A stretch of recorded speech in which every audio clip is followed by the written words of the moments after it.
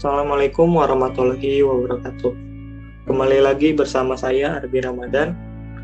Kali ini saya akan menceritakan tentang arsitektur Nusantara. Di sini ada Bapak Purnama Syahrial Fradini, STMT, sebagai dosen mata kuliah media sosial. Saya sendiri dari Fakultas Teknik Prodi Arsitektur.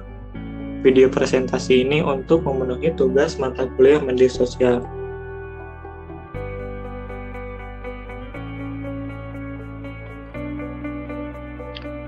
Arsitektur Nusantara. Perkembangan arsitektur Nusantara telah melewati masa yang panjang. Setiap era melahirkan gaya arsitektur dengan membawa ciri khas dan keunikan sesuai pada zamannya. Yang pertama adalah arsitektur Nusantara era vernakular. Arsitektur Nusantara era vernakular. Pada era ini, arsitektur Nusantara sangat menonjolkan kearifan lokal di setiap daerah di Indonesia. Memiliki arsitek khas melalui penggabungan adat istiadat, tradisi, budaya, dan seni yang berbeda. Arsitektur Nusantara vernakular ini dapat dilihat pada desain beberapa rumah adat seperti rumah khas Sumatera Utara, rumah suku Dayak di Kalimantan, termasuk joglo khas suku Jawa, rumah khas suku Sasak di Lombok, hingga rumah Honai khas Papua. Nah, ini adalah contoh arsitektur era vernakular. Terdapat dari foto-foto dari rumah khas Sumatera Utara, rumah suku Dayak di Kalimantan, rumah joglo khas suku Jawa. Untuk yang kedua adalah arsitektur Nusantara era Hindu-Buddha. Masuknya ajaran Hindu dan Buddha juga memberikan pengaruh kuat terhadap perkembangan arsitektur Nusantara. Di era tersebut terdapat banyak sekali bangunan candi dan pura yang memanfaatkan material batu alam serta dihiasi dengan relief yang sangat khas. Saat ini kita dapat melihat peninggalan arsitektur Nusantara era Hindu dan Buddha pada sejumlah bangunan bersejarah seperti Candi Prambanan di Yogyakarta, Candi Mendut, dan Candi Borobudur di Magelang, serta pura-pura di Bali. Nah, ini adalah contoh arsitektur era Hindu-Buddha. Terdapat foto dari Candi Prambanan, Candi Mendut, Candi Borobudur. Berikutnya, nomor 3 adalah arsitektur Nusantara era Islam.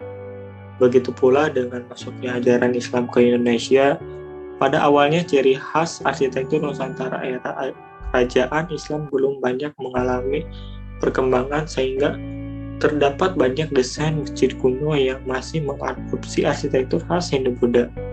Namun banyaknya musafir dari Timur Tengah yang menyebarkan ajaran Islam membawa pengaruh dan perkembangan arsitektur sehingga mulai mengadopsi elemen dekorasi dan ornamen khas Timur Tengah.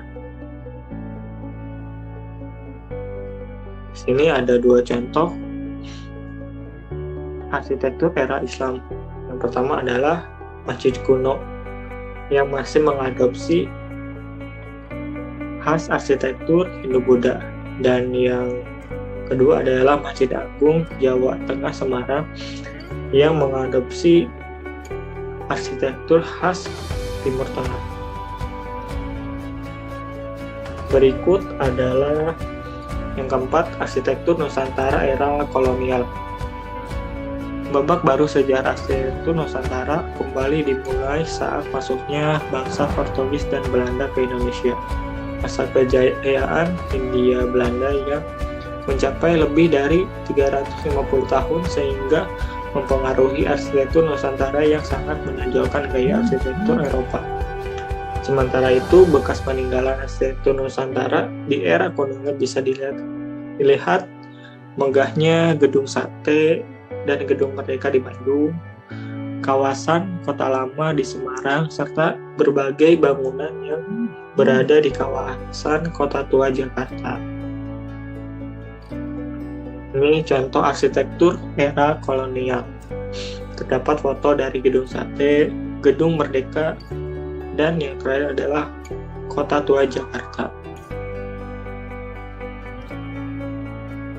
Yang kelima adalah arsitektur Nusantara era kemerdekaan. Saat Indonesia merdeka pada tahun 1945, pembangunan infrastruktur mulai dilakukan secara masif. Saat itu, pemerintah Indonesia membongkar bangunan lama dan mendirikan bangunan baru dengan mengutamakan fungsi kenyamanan, kesederhanaan, serta kesesuaian dengan iklim di Indonesia. Di era tersebut banyak bangunan tinggi yang mengadopsi gaya desain modern seperti yang bisa kita lihat pada Monumen Nasional, Masjid Istiqlal, dan bangunan-bangunan lain di kota-kota besar di Indonesia. Berikut foto dari contoh arsitektur era kemerdekaan. Terdapat dari foto Monumen Kemerdekaan, Masjid Istiqlal, bangunan kota-kota besar di Indonesia seperti contohnya kota Jaksel, Jakarta Selatan, dan kota-kota lainnya. Nah, ini yang terakhir adalah arsitektur Nusantara era modern dan kontemporer. Pada masa kini, gaya arsitektur Nusantara mulai dipengaruhi oleh gaya arsitektur global dengan mengadopsi bangunan bergaya modern dan arsitektur kontemporer. Gaya arsitektur ini sangat fleksibel, mengikuti tren, dan para arsitek terus bereksplorasi dalam berbagai gaya mengutamakan kesederhanaan, fungsi, dan estetika. Ini adalah contoh arsitektur era modern dan kontemporer.